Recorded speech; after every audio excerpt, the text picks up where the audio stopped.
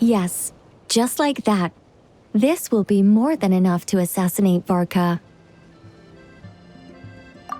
I'm going to assassinate Varka. I need ideas for assassinating the Grand Master. I went over this with Alice a long while ago. She stands with me and has even offered several ideas on how I might take him out. Of all her suggestions, this one seemed the most promising. Bring a full cart of Mondstadt's newest dandelion wine all the way here, and then, before Varka's very eyes, tip the entire cart over the cliff. Perhaps the monumental, overwhelming grief will make him collapse, or go drown himself in whatever other wine he can find. That doesn't sound like it'll work. Wait, no! Don't even think about doing something so horrible.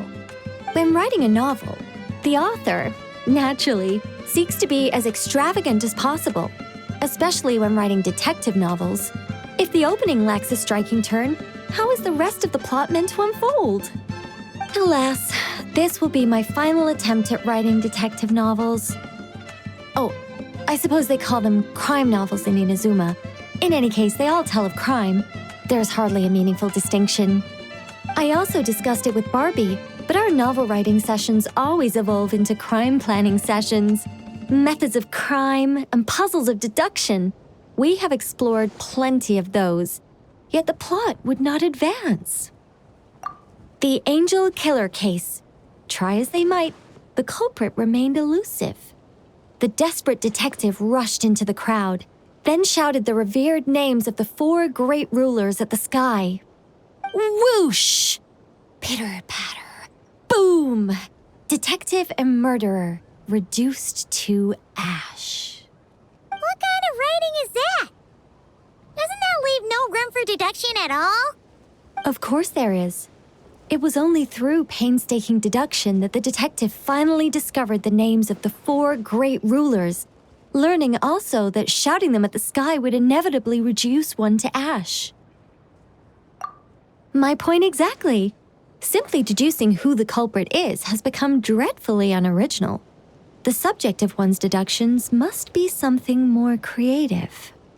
I even thought of having a Seelie detective, an angel who, longing to become a detective, became a Seelie, and by some twist of fate, ended up as a detective's assistant. All Seelies love to guide people, so this one went about leading the detective from case to case. I found the idea rather interesting. Come to think of it, the Seelie detective and the Angel Killer case seem far more interesting than assassinating the Grand Master. Never mind, guess I'll move on to work on that idea then. It's precisely because I overthink every little detail that I've lost interest in continuing. Not to mention the mountain of words I'll have to write. The very thought of penning all those words. Oh, what a hassle. And I can't even get a ghostwriter for this one. I'll just work on the Angel Killer case instead. But how might the detective deduce the truth? Perhaps he could have a conveniently informative dream.